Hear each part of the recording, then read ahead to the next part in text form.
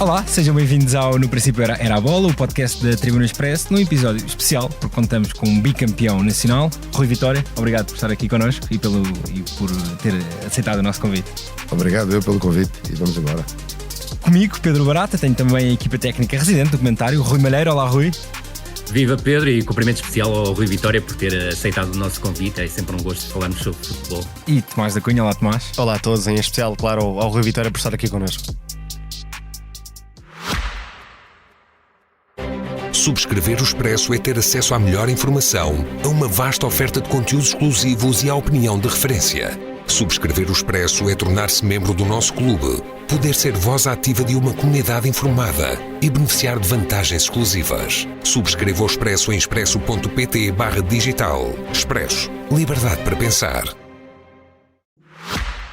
Rui Carlos Pinho da Vitória nasceu em 1970 e creio ser justo dizer que saltou para a ribalta mediática em 2007-2008, quando, no comando técnico do Fátima, eliminou o Porto e esteve quase a bater o Sporting. A porta da Primeira Liga abriu-se em Paços de Ferreira, onde chegou à final da Taça da Liga, e da capital do móvel foi para Guimarães, onde levou o Vitória à conquista da Taça de Portugal em 2012-2013. O regresso ao Benfica, onde já estivera na formação, deu-se em 2015-2016 para 3 épocas e meia, com 2 ligas, uma Taça da Liga e 2 supertaças, antes de começar uma pequena volta ao mundo com Arábia Saudita, no Al Nassr pré-Cristiano Ronaldo, Spartak de Moscovo na Rússia e, mais recentemente, a seleção do Egito. Rui, começando aqui pelo que é mais recente, por esta experiência no Egito e na CAN, onde o Egito foi eliminado nos oitavos de final nos penaltis. Qual é que foi o maior desafio nesta estreia no futebol de seleções, estreia a treinar em África e num país onde nós aqui podemos não ter bem noção, mas um país com mais de 100 milhões de pessoas completamente loucas por futebol? Sim. O desafio foi primeiro uma mudança de trabalhar num clube e passar para uma seleção. Tudo era um mundo novo, e nós tivemos que ir bebendo aqui e ali para perceber como é que as coisas podiam funcionar. Mas criámos a nossa forma, eu e a minha equipa técnica criámos a nossa forma de trabalhar. Por acaso fomos um bocadinho atrevidos, olha, acreditamos nisto, vamos embora, vamos pôr isto em marcha. Mas de facto é algo diferente, porque enquanto nós tínhamos estado sempre a jogar quartas, domingos, passámos a ter blocos de 8 dias, 9 de 2 jogos, para depois estarmos um mês e tal, às vezes 2 parados. Portanto, esse era um grande desafio, mas que funcionou muito bem numa fase inicial, aproveitando muito o impacto da entrada de uma equipa técnica nova. Foi isso que eu também pensei, tentar criar esse impacto junto dos jogadores para que eles absorvessem tudo aquilo que foram as nossas ideias. E isto de facto aconteceu e tivemos uma relação fantástica, principalmente com os jogadores, e depois começámos logo a criar essa dinâmica de vitória na equipa e no próprio país, e o entusiasmo foi muito grande. Depois surgiu o CAN, um desafio diferente, diferente para nós e diferente daquilo que é normal acontecer neste tipo de competições, porque entretanto nós estudámos como é que funciona um europeu, um mundial, e falámos com pessoas, mas de facto em África e no CAN aquilo é um bocadinho diferente, e é diferente porque há variáveis que nós não conseguimos controlar, e portanto enquanto aqui na Europa no fundo nós chegamos e dizemos o treinador X contra o treinador X, jogadores, 11 jogadores ou 20 e tal jogadores contra 20 e tal jogadores, e é uma equipa contra a outra, e é aquilo que se mede frente a frente. No CAN estamos sempre sujeitos a variáveis que nós não controlamos. A temperatura, as viagens, o local do hotel, o estágio. Só para terem esta ideia, na véspera do sorteio oficial do CAN é feito um sorteio em que é atribuído um hotel e um campo de treino. E portanto ficamos até ali muito amarrados sobre o que é que vamos encontrar e o que é que nos vai calhar. E não é possível alterar isso? Não é muito possível, porquê? Porque estes países também não têm assim tantos hotéis como isso, e eram 24 equipas e são logo 24 hotéis que estão ocupados, e portanto não é fácil desmontar isto, mesmo que nós quiséssemos, não é fácil de repente criarmos ali condições num outro hotel de grande nível. Só para os nossos ouvintes terem uma pequena comparação, normalmente, antes do Mundial ou do Europeu, mais de um ano antes, as principais seleções vão a esses países e escolhem os centros de estágio, os hotéis, etc., para se ver aqui a diferença. E nós ali ficámos, de facto, nós preparámos e fizemos tudo o que tínhamos a fazer, do ponto de vista de tudo o que era, reuniões, vistorias, a contactar, preparar o melhor possível, mas de facto depois chega a esse momento em que, só para enquadrar, chegámos, quando saiu o sorteio, ficámos num campo de treino que ficava a 50 minutos do nosso hotel. O campo de treino muito bom, mas muito longe. E, por curioso que pareça, uma das preocupações que nós temos de ter quando estamos nas seleções é, de facto, o tempo que demora a viagem de autocarro. Porque são quase 30 dias juntos e aquilo, ao princípio, é tudo muito bonito, porque ainda está a motivação, há o jogador que joga, mas está toda a gente ainda muito envolvida, mas depois começa a ter um peso.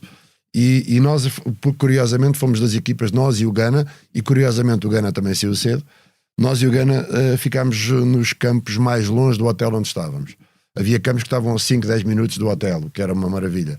Pronto, esta e outras são as variáveis que podem condicionar. E depois é muito também dependente daquilo que é o estado de forma que um jogador aparece numa competição destas. E aí é preciso recordar uma infelicidade de Salah durante a competição. E também, e depois também tínhamos, por exemplo, o El Neni, que é um jogador que jogava no Arsenal, mas tinha muito pouco tempo, ou quase tempo nenhum de ritmo, mas nós tínhamos só 7 jogadores a jogar fora do Cairo, fora do Egito, portanto tínhamos um jogador, um central, o Hegazi, que está no Etihad, capitão do Etihad, que vinha de uma lesão e prolongada de 7 meses. E logo as peças mais experientes, mais importantes. Logo, peças ali importantes.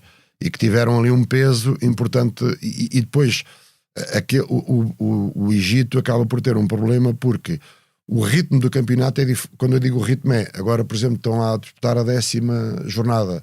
Aquele campeonato vai acabar até agosto, porque eles adiam jogos e é ali uma confusão.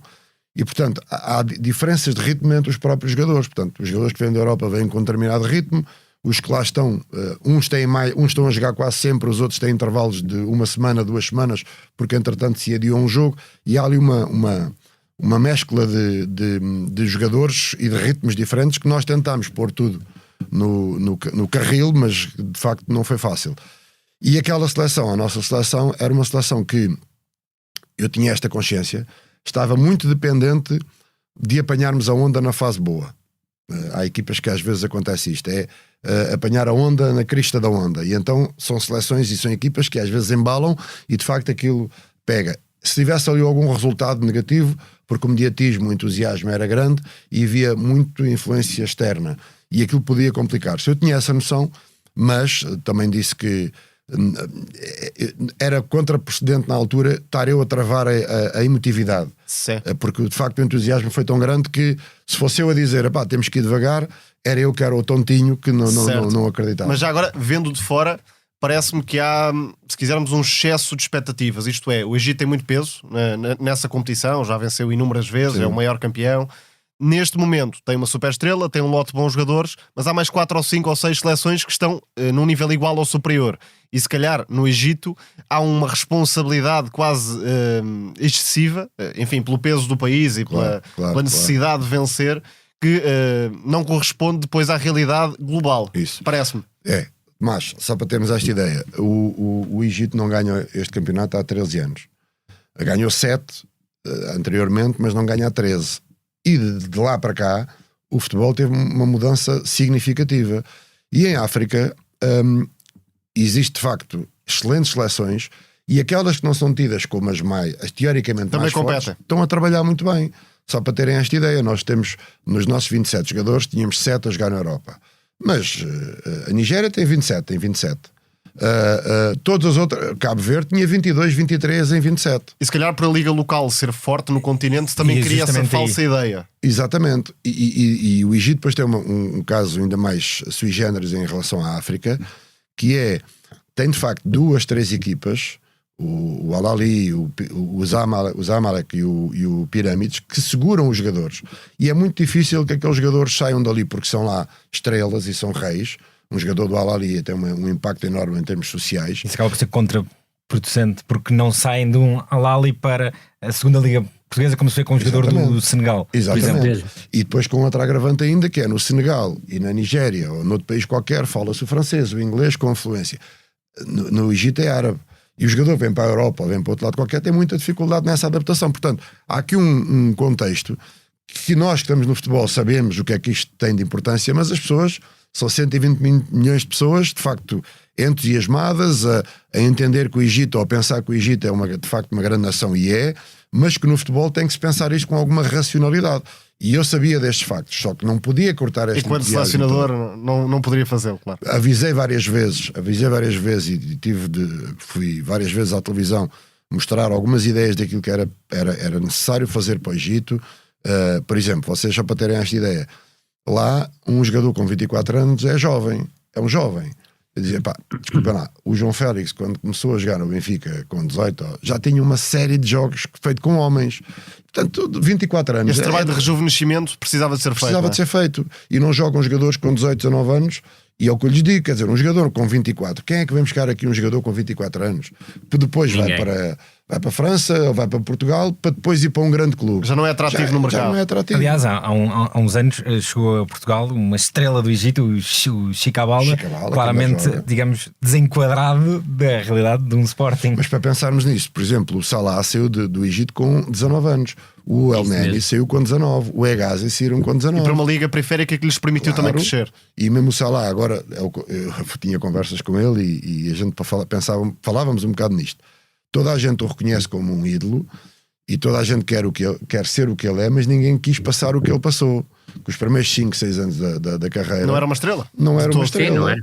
Era um jogador que não jogava em muitas equipas e depois foi ganhando o seu espaço, muito à base da sua resiliência, a sua persistência, mas a maioria dos jogadores, o que é que pensa logo? Vir para casa, para o pé dos seus amigos, uma temperatura fantástica e abandonar esta história no estrangeiro. O Salah, como figura maior do futebol do Egito, tem essa preocupação em tentar mudar a mentalidade e a própria o edifício? Muita. Por isso é que eu admirei ainda mais, porque tem uma consciência profissional fantástica, não só para ele próprio, porque é altamente focado naquilo que são as suas valências, aquilo que são até os seus defeitos, e sabe muito bem o que tem a fazer em todos os momentos, prepara-se de uma forma fantástica, quer do ponto de vista mental, quer do ponto de vista da sua vida privada, mas depois tem esta consciência social enorme, quer com os colegas do Egito, quer com o próprio país, uma preocupação muito grande com toda a equipa, e isso surpreendeu-me, obviamente pela positiva, não só porque é o que eu já disse várias vezes do ponto de vista público, não só porque é uma estrela dentro de campo, como de facto é uma estrela no bom sentido, liderança fora de campo. Não sendo um líder há líderes mais palavra se calhar, não é? Mas só a presença dele e uma palavra que ele desse aos colegas tinha um impacto tremendo. Mas sobre a Salah, e acho que é um tema muito em voga no futebol português, no futebol internacional também, que é o enquadramento de uma estrela, ou seja, de um jogador que claramente está acima do coletivo a todos os níveis. E o Rui Vitória, por exemplo, começa com o Salah como avançado, ou seja, mais protegido, se quisermos, na zona central, não é? De tarefas defensivas, e depois acaba por alterar um bocadinho isso. Sentiu o quê? Que era preciso trazer Salah para outro enquadramento? Sentiu que fazia falta outras características na zona central? Ou seja, o peso individual de um jogador que não se pode abdicar, porque faz a diferença, não é? Em todos os momentos ofensivos, mas que depois tem consequências a defender. Qual é a visão sobre esse tema? Bela pergunta. Primeiro mais do ponto de vista até coletivo e do ponto de vista social, o meu entendimento disto é sabermos e não ter problemas em assumir que está ali um jogador que é diferenciado e dizer claramente, porque se não dizemos não há isto, aquela coisa de são todos iguais, não é? Se não dizemos isto, não, temos que reconhecer que se não éramos todos, porque é que os outros todos não estão ao nível do Salah? Não é? E quando se diz isto, diz de outros jogadores pelo mundo fora, não, têm obrigações obviamente, mas são jogadores que têm algo de diferente e por isso mesmo não nos faz nada mal dizer e afirmá-lo para que os outros também sintam que ele é diferente, porque já conquistou o seu espaço e já conquistou aquilo que nesta altura mostra.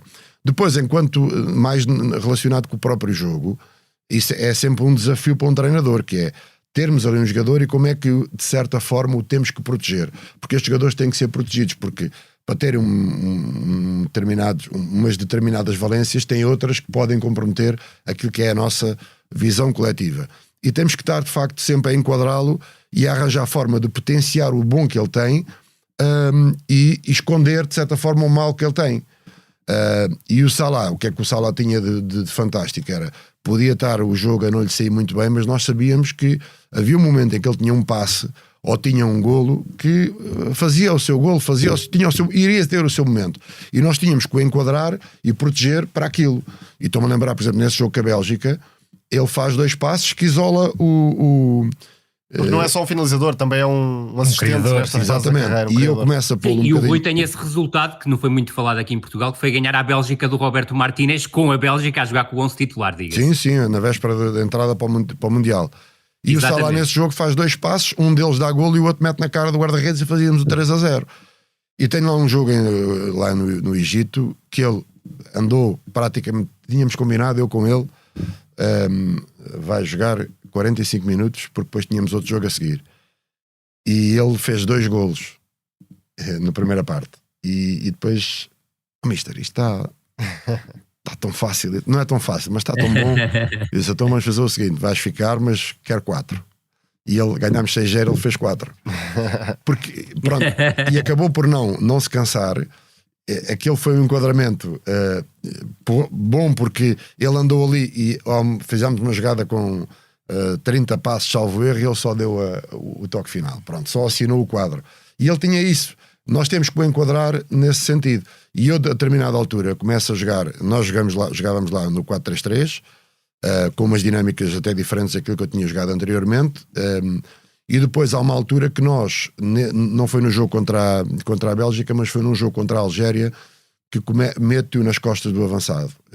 Porque nós precisávamos fazer um quadrado no meio campo. Era disso que falava. Era. E criámos um quadrado no meio campo e ele por dentro.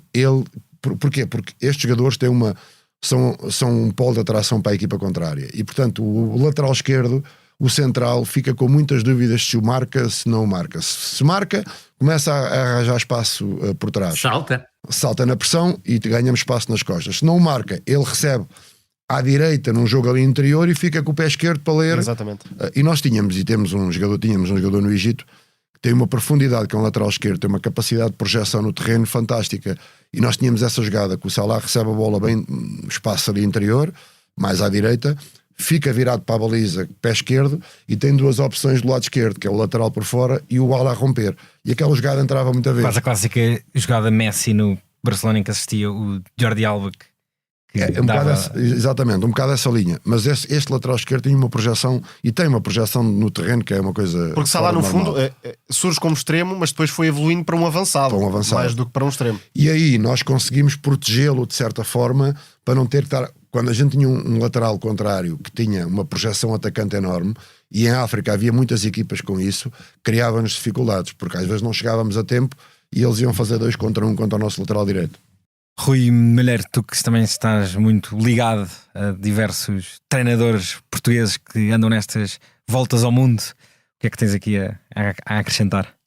Eu acho que o Rui Vitória acabou por fazer um trabalho excelente no Egito, e até acaba por ser o Rui a elevar a fasquia, se quisermos, em relação àquilo que foi o desempenho da seleção na CAN, porque olhando para os números, e muitas vezes são eles que contam e são eles que fazem a história, o Rui acaba por sair da CAN sem nenhuma derrota, e isso é uma verdade absoluta, e todo o seu percurso ao longo de quase 2 anos ao serviço da seleção do Egito só tem 2 derrotas, o que é curtíssimo, nomeadamente quando defrontou várias seleções do mesmo nível e seleções até fora do continente africano.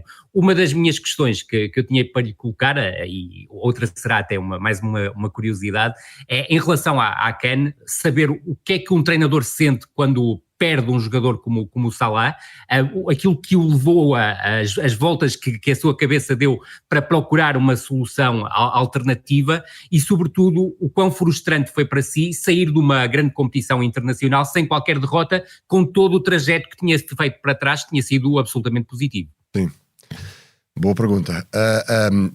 Primeiro nós só tivemos um jogo, nos 90 minutos perdemos uma vez, foi com a Tunísia, num jogo também, Certíssimo. Um jogo particular com muitas questões que se colocaram, os jogadores que não puderam vir, outros porque depois a tal história dos jogos adiados que às vezes existe por lá, e houve ali uma confusão muito grande e nós perdemos esse jogo com a Tunísia. Depois perdemos nos penaltis nesses oitavos de final. E este CAN acabou por ter umas particularidades que são mesmo particularidades que são circunstâncias negativas. Foi a lesão do Salah. O Salah joga há 11 anos, está há 11 anos ali a jogar a um grande nível. E nunca falhou, não é? E nunca falhou quase um jogo por lesão. Isso mesmo. E tem uma lesão a fazer um passe um passe que nem foi nem esticou, nem foi uma coisa quase estranhíssima. Como é que acontece? E curiosamente depois temos o nosso guarda-redes também no jogo, no terceiro jogo, também fez que é o Cabo Verde, que empata no último minuto, já depois de nós fazermos o 2-1, que caiu sobre o braço, fomos ver, fratura do osso do braço, e teve que ser operado, e 4 meses. E temos um dos jogadores que se apresentou em melhor nível, que é o Imam Ashur, que joga no Al-Ahly, que eu nunca, isto às vezes o futebol... Falámos dele aqui, Rui. Pronto, o Imam Ashur é um jogador fantástico, tinha estado no Midtjylland, até fez cá o gol. Marcou ao Sporting. Ao Sporting, um golaço a aproveitar um erro do Adam. Exatamente. Um jogador de 24 anos que estava a lançar-se na seleção. Um tal jovem no Egito, não é? Tal jovem, Exatamente. exatamente. Com quem eu tinha tido uma história no estágio anterior, que tivemos um problema que saíram jogadores da seleção e ele foi um deles. Depois eu chamei-o, entra para o jogo, faz 2 jogos muito bons, e apareceu a um nível, e era um 8 que estava mesmo muito bem lançado na equipa. E eu estive lá 1 ano e meio, nunca fiz nenhum futevôlei, ok? Mas na preparação do jogo dos oitavos de final, tivemos um dia a mais de descanso, e os jogadores, porque estava um calor enorme, precisavam de mais um dia de repouso, e a equipa que jogou, fiz pela primeira vez jogo de futevôlei. O futevôlei ficaram, quer para eles nem contactarem uns com os outros, para não corrermos risco de lesão, e os jogadores que tinham jogado ficaram um bocadinho à parte, enquanto os outros estavam a fazer o treino que tínhamos estipulado para eles, ficaram num canto, quase a ocupar o tempo. E ele, a fazer um pontapé de bicicleta, ficou estendido no chão, traumatismo craniano, imediatamente sozinho. Vejam, teve que ir para o hospital. Os médicos tiveram dificuldade até em o recompor. Teve 30 e tal minutos inconsciente dentro da ambulância, eles com muita dificuldade. Cuidados intensivos durante 24 horas. Resumindo, dos próximos 6, 8 dias, nem sequer pensar nisso. Coincidiu com o nosso jogo dos oitavos de final. Portanto, de repente, perdemos ali mais 3, 4 jogadores que tinham um peso enorme na equipa e que acabaram naquela altura por condicionar. É que ainda por cima era um jogador que sem Salah se calhar poderia compensar um bocadinho em termos criativos de definição. E estava com uma pujança, era Certo. um 8 que o Egito não tem 8 com essas características. O Egito e até a própria Europa. Hoje em dia é muito jogo de recebe passe, e este jogador ganhava linhas em progressão, e tinha passe longo, tinha um remate. É um jogador que apareceu muito bem para o cano. E portanto, estas condicionantes de facto passa a redundância, condicionaram bastante este desempenho. Mas mesmo assim, quando saiu o Salah, tínhamos logo preparado outra coisa. Só que a presença destes grandes jogadores tem uma importância muito grande, quer na nossa própria equipa, quer aquilo que tem para os outros. Contagia, não é?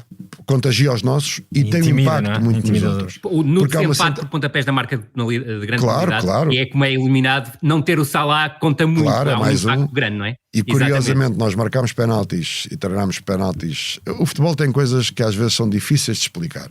Claro. Mas objetivamente, nós marcámos penaltis quase todos os dias.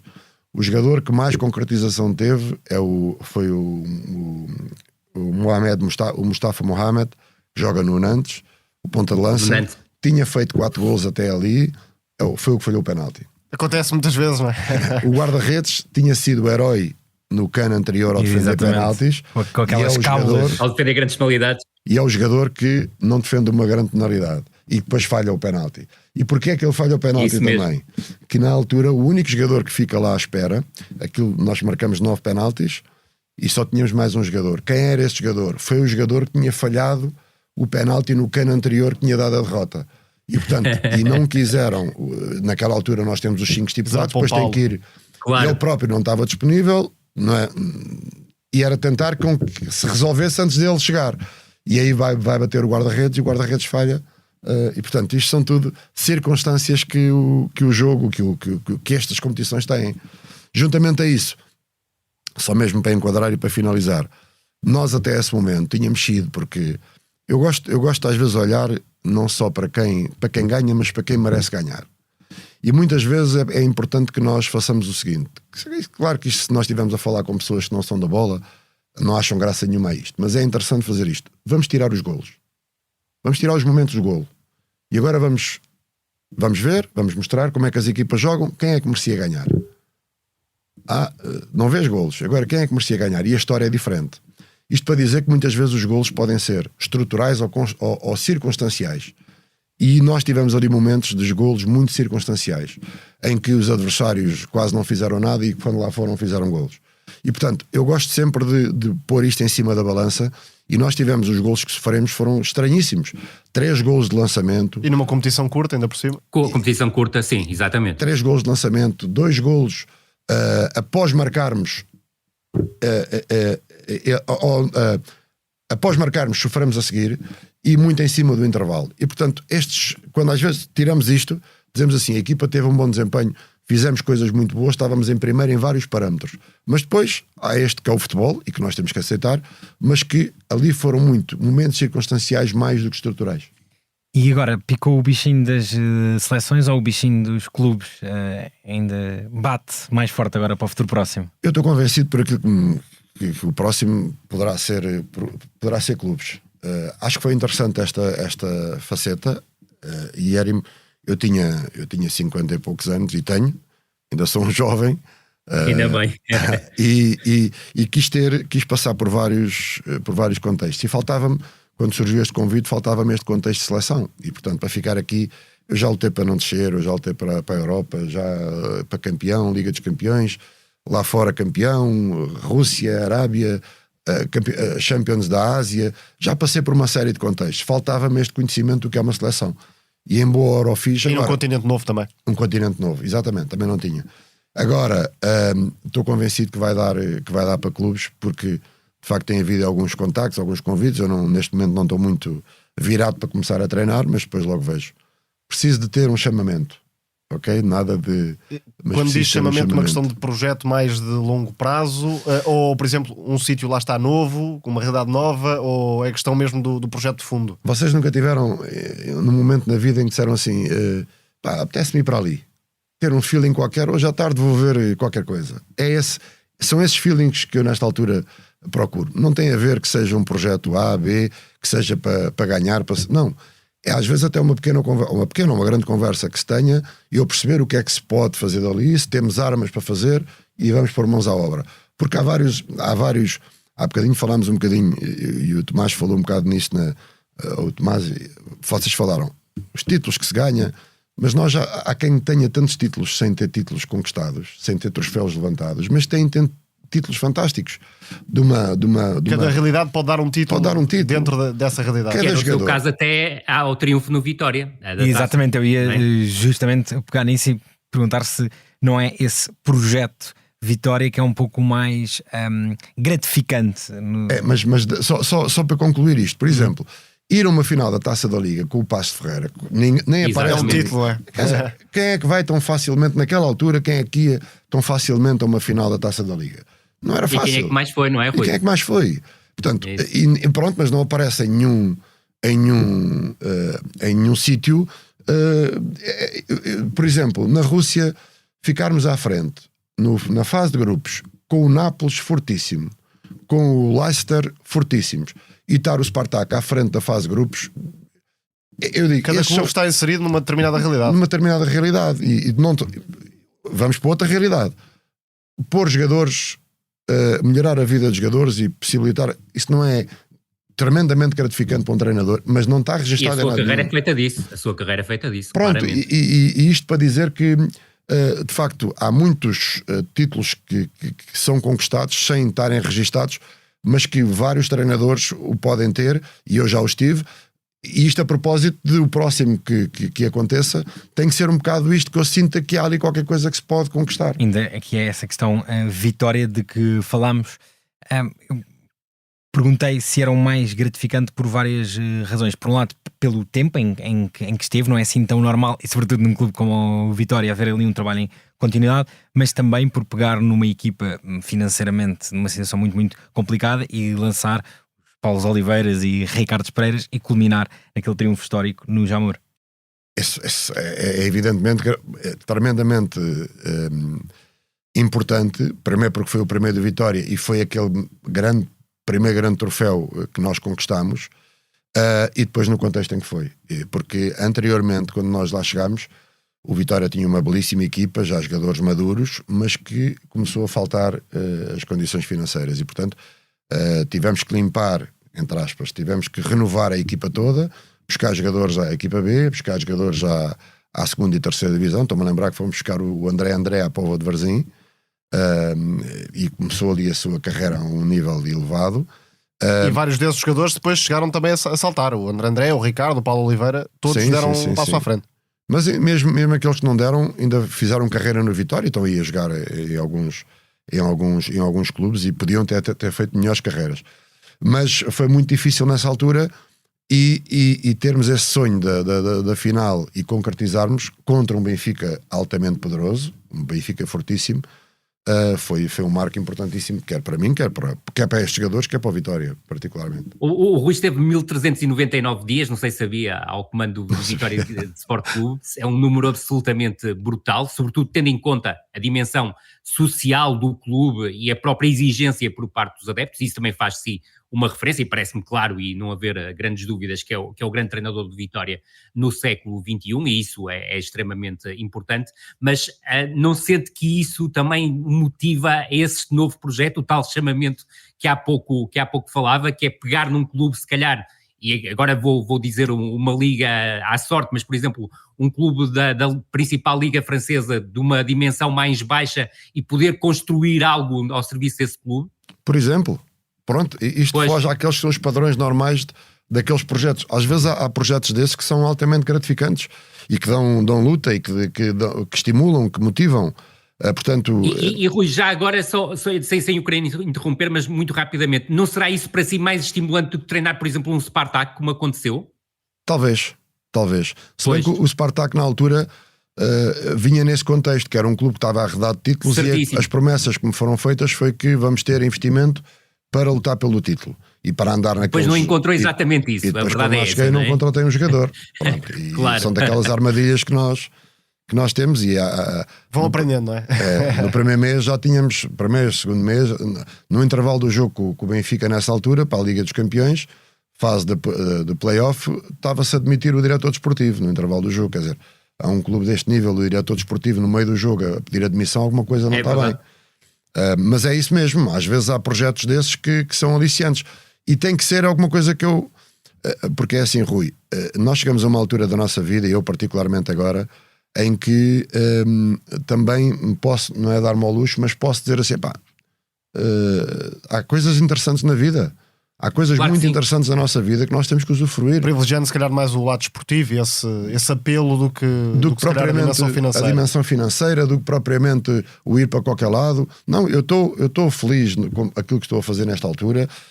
Estou com a minha família, tenho tempo, e o tempo é uma coisa que nós às vezes com o passar dos anos vamos perdendo, e ter esta noção de ter tempo para usufruir é também um motivo de satisfação para mim, de prazer. Por isso, para sair desta situação tem que ser alguma coisa que eu diga, não, está-me a apetecer ir para ali, é um desafio aliciante. E na Arábia Saudita, e vamos escolher aqui claro o lado financeiro, que é obviamente uma vantagem, quer para os jogadores, quer para treinadores. Qual é que foi exatamente a realidade real? Vou aqui colocar aspas, porque muitas vezes parece que quem está na Arábia nos vende uma realidade. Gostava de saber o que é que o Rui acha exatamente da Arábia Saudita, da Liga da Arábia Saudita, das condições de trabalho, tudo o resto. Primeiro, agora as coisas melhoraram, mas também eu estive lá em 2019, 2020. Foi campeão. Exato, pelo Nasser. Mas as condições não eram as mesmas daqui. Nem de perto nem de longe. Tínhamos um campo para treinar. Basta ver o rol de estrangeiros que tinha à sua disposição. É incomparável em relação àquilo que se vive hoje em dia na Arábia Saudita. Mas mesmo em termos daquilo que era o jogo, claro, que eram as condições, nada que se compare com o que temos aqui. Com o que temos aqui, se calhar, a um nível, uma divisão mais abaixo, talvez sim. Mas eu lembro-me quando lá cheguei, a primeira vez que entrei nos balneários dos treinadores do Nasser, que é um dos grandes clubes, não é, nem sequer é um clube de baixa dimensão. Se vocês vissem aqueles balneários, nem na terceira divisão nós aqui tínhamos daquilo. Ok? A água do duche pingava a pingos. E eu lá comecei a estruturar, fiz uma arquitetura de tudo aquilo que era uma zona que lá estava para fazer os nossos gabinetes. E então eles, no ano a seguir, tínhamos gabinetes novos, construídos, e isso fizeram-no rápido. Mas era uma coisa que não fazia sentido, para o dinheiro que já pagavam, não fazia sentido. Depois, a Arábia vai ter sempre um problema, que é, e isto parece que estranho, mas é uma realidade, que é a questão da temperatura. Nunca é fácil. Uma pré-época não se consegue fazer lá, tem que se fazer uma pré-época fora. Não é fácil treinar-se durante o dia.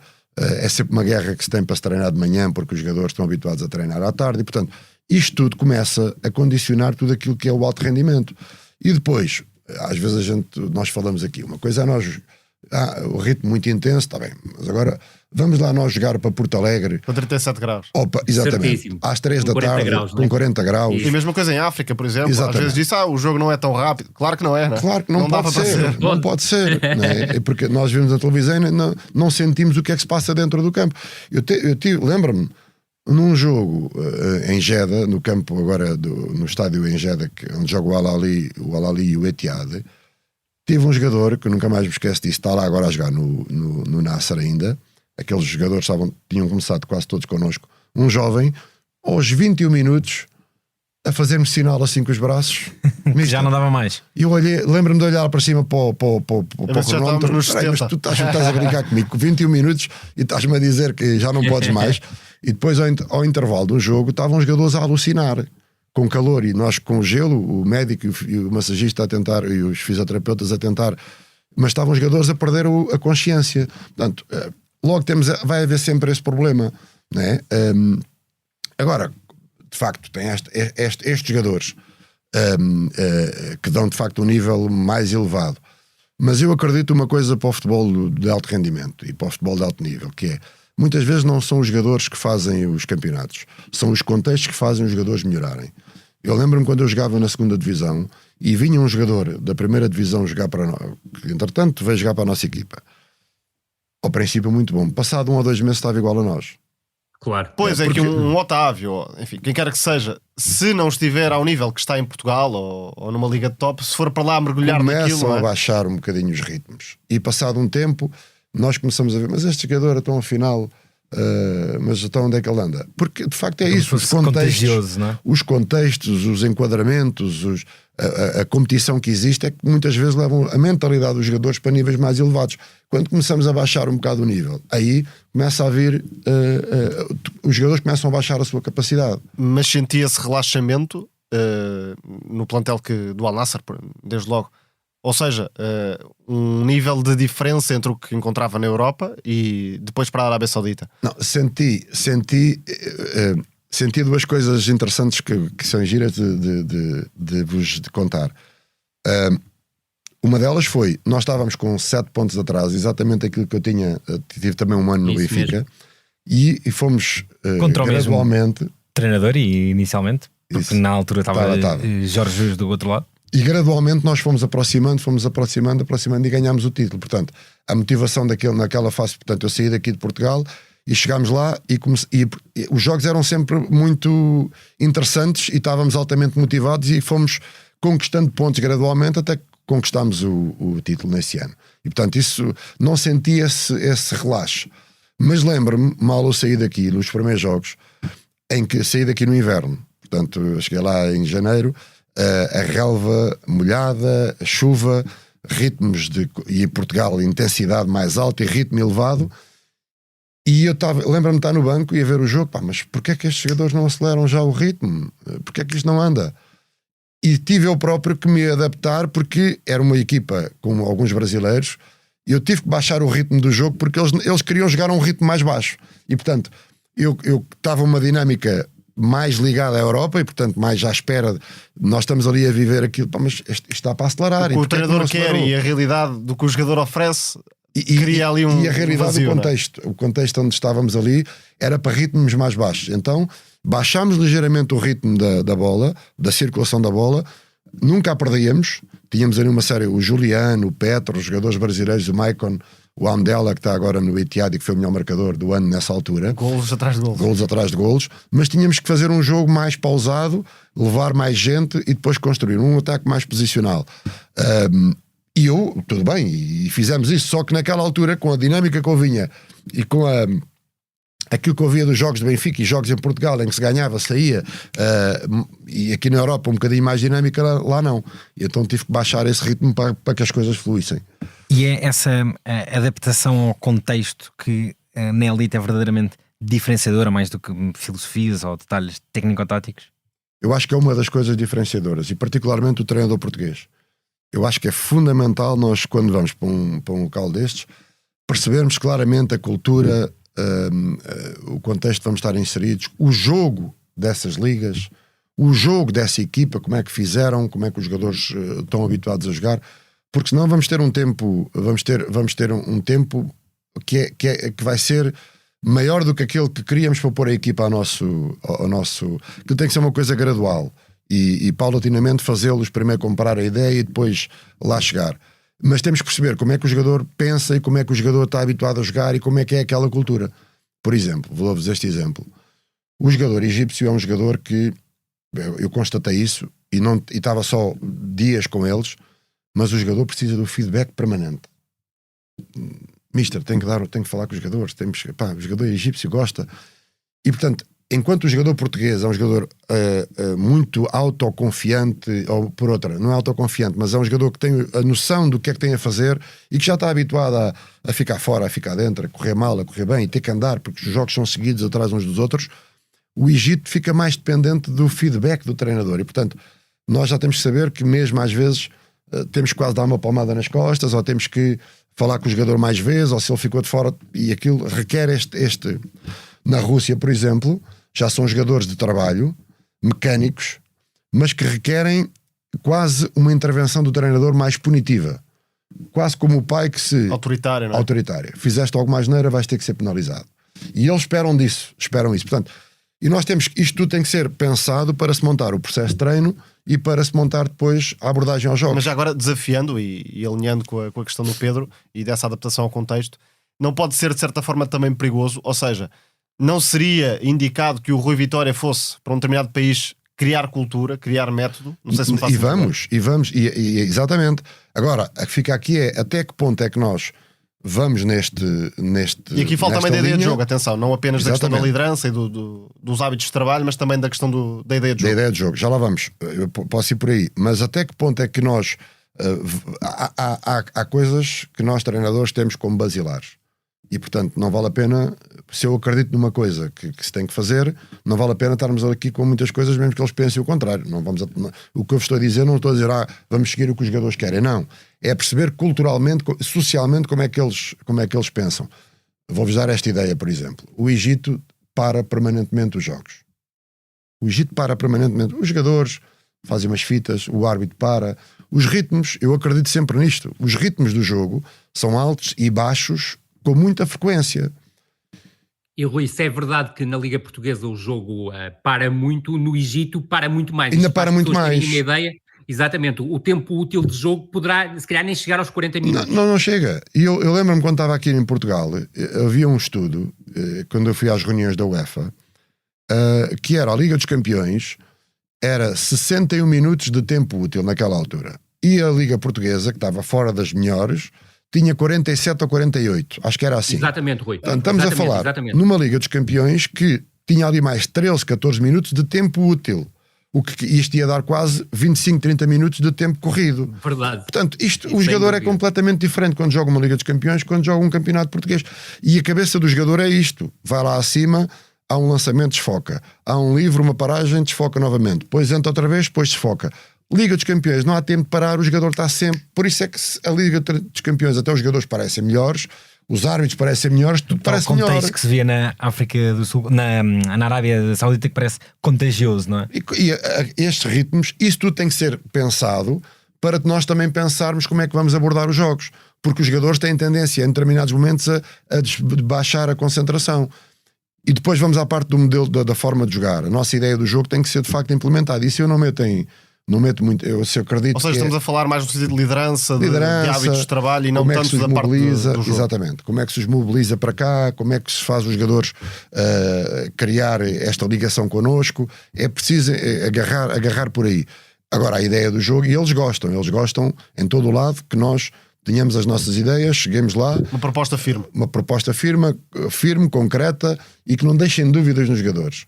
Uma das coisas que eu gosto sempre de ter esta noção é: o jogador, os quandos e os comos do jogo, né? E o jogador tem o direito de perguntar quando acontece isto, o que é que eu faço? Como é que eu faço? E eu tenho que ter a resposta na minha ponta da língua. E por isso é que isto tem que estar sempre... O jogador me pergunta, pá, a gente vai à linha, baixamos dentro da pequena área ou não baixamos? O adversário foi à linha de fundo, eu baixo à pequena área ou não baixo? O adversário está no bico da área para fazer um cruzamento, onde é que deve estar o primeiro central? Portanto, e estas coisas nós temos que ter isto E bem já agora, definido. porque é uma frase muito conhecida na altura do Guardiola e da linha defensiva, do Arrigo Sacchi, como é que encaixou na altura essas palavras? Encaixei. Primeiro foi um orgulho enorme, né? Porque uma equipa da Comano, como uma equipa portuguesa, ser reconhecida daquela forma foi muito bom. E depois, porque na realidade... Está no livro do Guardiola. Está no livro, depois. Mas na realidade, esses dois jogos, e eu de vez em quando até rebobino para ver, porque de facto, do ponto de vista tático, foram jogos interessantíssimos. E nós que estivemos a prepará-los e a desmontá-los, a analisar o primeiro... Sendo que é uma espécie de ponto alto na carreira, em termos de, digamos, afinação, se calhar, coletiva. Só aqui para contextualizar, quem possa não se recordar, Exatamente. estamos a falar de primeira época do Rui Vitória no Benfica, 15-16, a equipa derrota o Zenit nos oitavos de final. Isso. E depois nos quartos vai já contra o Bayern de Munique de Pep Guardiola, perde 1-0 em Munique e cá empata 2. Mas esperem, mas a questão era que grande exibição em Munique. eu estava-me a sentar no banco ao primeiro minuto e estávamos a perder 1-0 em Munique. O Arturo Eu assim, Vidal marcou. Jesus, o que é que vai acontecer aqui? Porque as equipas anteriormente O tinham Bayern ido, normalmente há 4, 5, 6, não é? e o Bayern Tinha sido goleadas. era Robben, era Ribéry, era na frente o Müller e o Lewandowski. E depois era o Tiago Alcântara e o Arturo Vidal, que é quem marca o gol. E Arturo Vidal. Foi o que marca o primeiro gol. Portanto, eu estou-me a sentar no banco no primeiro minuto e golo. E nós fizemos um tempo de desempenho fantástico nesse, e depois no segundo empatamos 2-2, e aí foi muito mérito do Guardiola, que soube como nos tinha que enganar numa bola parada. Bem estudado, e eu e vi logo que a qualidade é muita, porque ele descobriu qual era o nosso ponto frágil naquela bola parada e aproveitou-a muito bem. Mas aí foram jogos muito interessantes do ponto de vista tático, e nós fomos tremendamente atrevidos. Jogámos com essa linha defensiva alta, a correr riscos tremendos, e acabámos por ter sucesso. Nesse próprio jogo, como é que foi sentir aqueles minutos finais no meio da bancada? Como é que o Rui conseguiu lidar com aquilo? Com o lado emocional, com os adeptos todos em seu redor, e depois com o jogo que estava a acontecer, e era o Rui que não deixava de ser líder da equipa, não é? Pois, essa é uma nova... Foi uma experiência giríssima. Foi uma experiência única, não é? Foi. E eu já não sei se contei esta história, mas pronto, podemos ir por aí. E tive ali um processo de... Quando nós falamos da comunicação, como é que os treinadores têm que comunicar para dentro do campo, como é que falam com os jogadores. E agora imaginem isto, que eu tenho que passar uma mensagem para o meu adjunto. Havia 2-2, faltavam 10 minutos, e eu tive que passar uma mensagem para o meu adjunto, que depois teve que passar para os jogadores. Os jogadores que era um de cada país, nenhum deles só um é que falava português, não se entendiam entre si, e portanto e a mensagem tinha que ser passada, que era para nós jogarmos com 3 defesas. Exatamente, fez alteração tática naquela alteração tática, alas abertas, 3 defesas, alas abertas, e eu a dar o papelinho. Dei um papelinho escrito, mas agora veja o que é, eu no meio da bancada a escrever o papel, aquilo ficou só gatafunhos tipo médico, não é? Portanto, eu sabia o que é que escrevi, mas os jogadores podiam não perceber, não. E depois ainda houve uma curiosidade. Um deles pega o papel e roda o papel ao contrário. então que era para jogar à direita e ia para a esquerda. Estavam os dois ao pé um do outro. Mas pronto, não vamos. Essa é uma história absolutamente fantástica. Portanto, quando se fala nesta coisa de comunicar com os jogadores. Vá lá que o Bayern não aproveitou esse momento. Já estavam por cima, estavam 2-2, bastava-lhes e estava. E esse... falhou o Jovic, falhou o Jovic, falhou uma bola. Exatamente, recebe de peito e remata de pé esquerdo.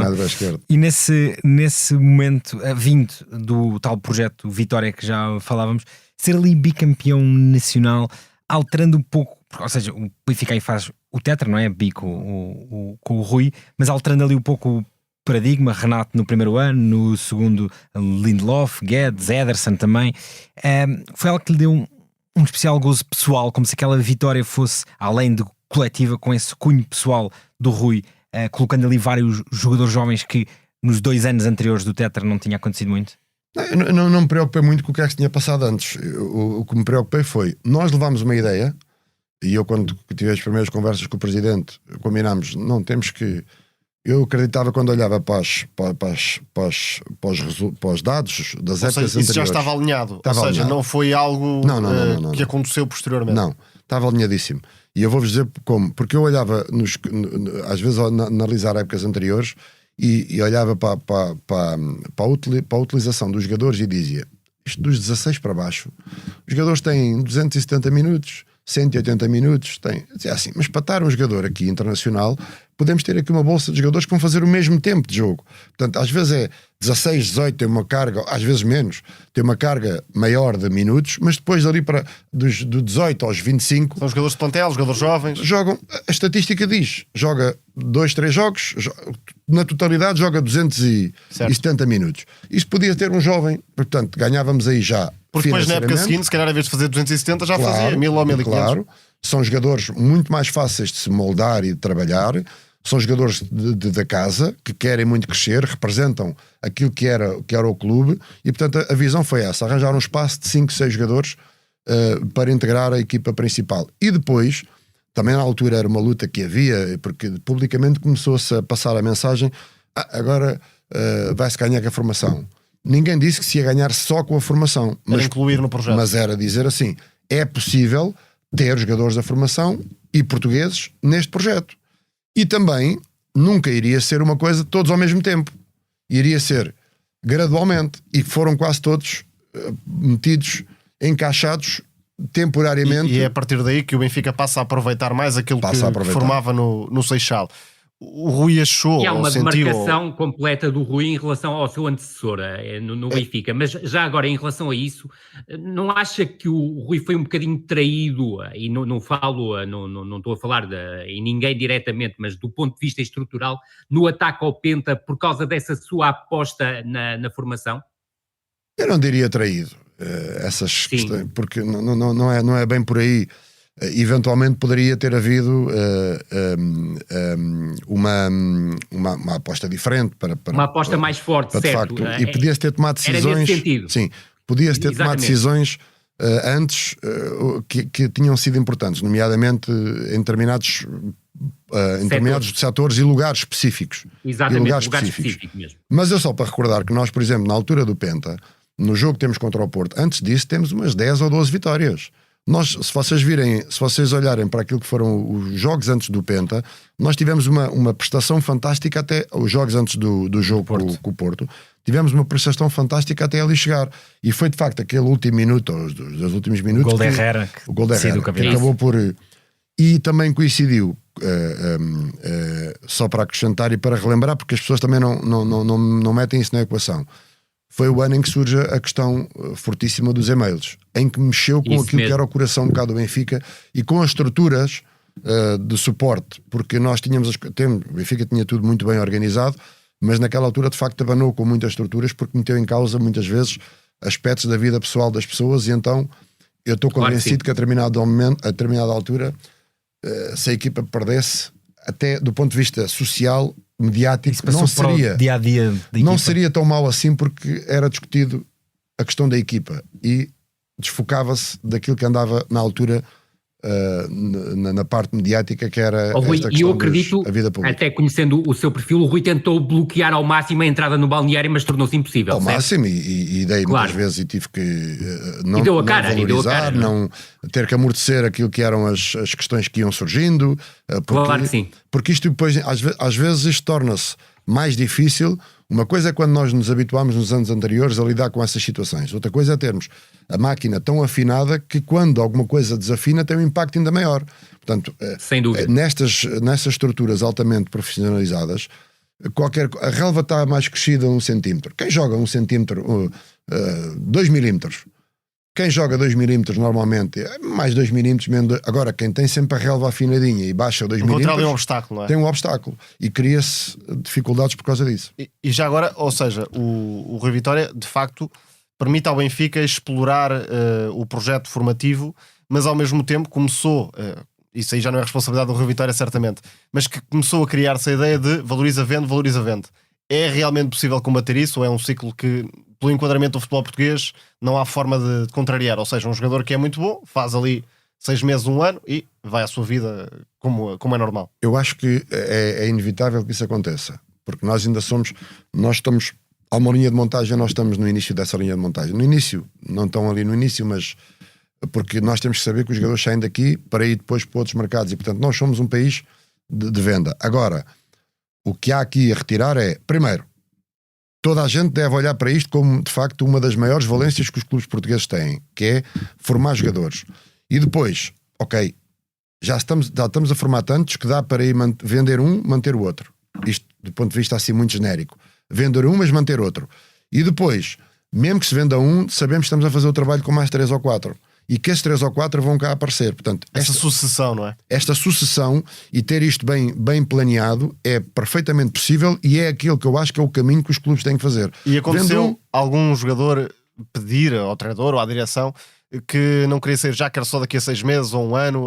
Acontece isso ou é muito improvável porque, de facto, o apelo de um Barcelona ou de um Real Madrid ou de um City, enfim, quem quer que seja, é demasiado forte, por mais que um jogador goste do Benfica ou do Sporting ou do Porto? Eu queria só dizer isto. Quando a contratação tem que ser feita, ela é feita. Porque há aqui 3 ou 4 polos que são puxados. Ou é o jogador, ou é o empresário, ou é o próprio clube, o clube que o vende, que nós podemos puxar por vários lados. E há um lado que vai ceder. Ou o jogador vai arranjar complicações porque quer ir embora e não sei o que, mesmo com os clubes, ou é o próprio clube que precisa do dinheiro e vai incentivar, ou é o próprio empresário que vai, de certa forma, mobilizar de tal forma o jogador que, portanto, se a contratação tiver que ser feita, ela vai se arranjar, mais tarde ou mais cedo ela vai ser feita. É aquilo que eu acho que é muito difícil de travar. Ui. Agora, houve jogadores que eu tinha consciência que deveriam, mas... Se calhar saíram cedo demais. Já deveriam para o bem do clube e outros para o bem deles, deveriam ter ficado um pouco mais. Mas pronto, essas coisas também não vale a pena às vezes estarmos a lutar contra isso, porque é como eu disse, fiquei claramente com essa consciência. Já não dá para pegar. Com os envolvimentos que está, já não dá para travar isto. Isto vai se realizar. Fui aqui para fechar uma pergunta até para essa consciência. Em 3 épocas completas de Benfica e mais um bocadinho, ganha 2 campeonatos, ganha todas as outras taças nacionais, consegue 2 vezes passar a fase de grupos da Liga dos Campeões, uma delas chegando aos quartos de final e junta a isto um conjunto de vendas milionárias em que tem também algum papel. Passado já 6 anos da sua saída do Benfica, sente que este trabalho está agora um pouco esquecido ou desvalorizado? Eu olho para estas coisas de uma forma muito fria, nem ligo muito a isso, não. O que há aqui se calhar a mencionar, e acho que já se calhar prescreveu algum tempo e que se possa de certa forma falar sobre isso, é que esses são dados que são inquestionáveis. Esses são dados que foram 2 títulos nos 2 primeiros anos, foram uma série de jogadores na altura que mais ninguém vendia jogadores, o Benfica acabou por vender nessa altura, não só vender como pôr na sua primeira equipa. Era possível jogar com jovens jogadores na equipa principal e nós conseguimos-lo fazer. Era possível não gastar tanto dinheiro e ser campeão e nós conseguimos-lo fazer. E isso as pessoas às vezes não querem abordar, não se lembram, mas isso são factos que são inquestionáveis. E portanto, eu não sinto cá qualquer frustração por isso. Sinto só que eventualmente isso deveria ou pode ser relembrado, porque isso não só é bom para o universo Benfica, como também é bom como exemplo para aquilo que os outros clubes podem também fazer e que acabaram por vir a fazer cada um ao seu momento nos anos seguintes. Rui, muito obrigado por ter estado aqui no Princípio Era a Bola, foi um gosto. Muito obrigado. Foi um gosto. Bela conversa. E estávamos aqui agora. Vamos ficar. Podemos fazer a segunda parte, mas fica para outra altura. Uma segunda parte foi um episódio especial do No Princípio Era a Bola, com sonoplastia da Salomé Rita. Nós voltamos para a semana. Obrigado.